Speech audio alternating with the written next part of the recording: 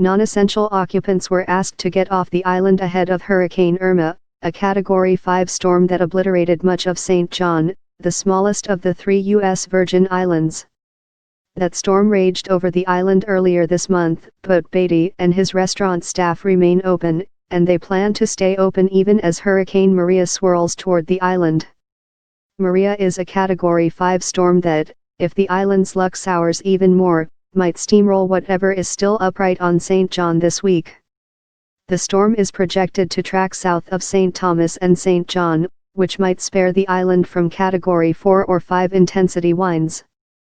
Maria is more likely to make landfall on the island of St. Croix, but it'll probably still harass St. Thomas and St. John with powerful winds and buckets of rain.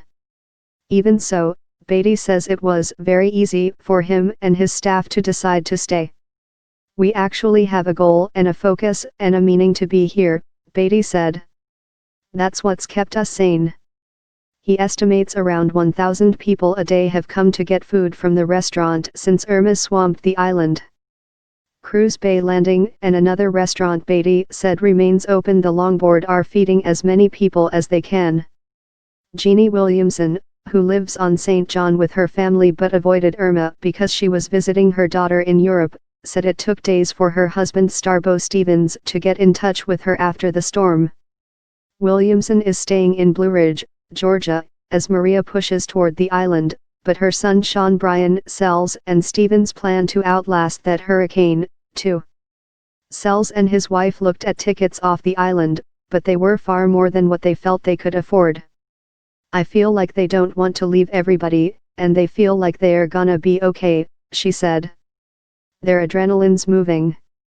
Williamson's family got through Irma by staying in a concrete bunker on their property, but several wooden homes they'd built were nothing more than splinters after the storm. Williamson's bed simply vanished. But she says she'll be back, and, when she gets there, her family will go about building more homes on their property, concrete only now, and more tucked into the hillside. Right now, Cruise Bay Landing is helping those who stay by functioning as a Red Cross food distribution center. They're still getting food from their usual providers, though Beaty said the Red Cross is paying for the supply. Open from 10 a.m. to 4 p.m. for the time being, the restaurant serves bag lunches and a hot meal from 2 p.m. to 5 p.m. Today they are serving rice, beans and stewed chicken, but they change it up every few days. Beaty knows the island will still have plenty of people in need of food once the worst of Maria is over, and he figures he and his staff have become part of the essential personnel needed to get St. John through this month of hellacious storms. He and 8 others at Cruise Bay Landing got through Irma, so now they're preparing for the same but hoping for something less devastating. Tiffany Shannon, the restaurant's manager, is one of those 8.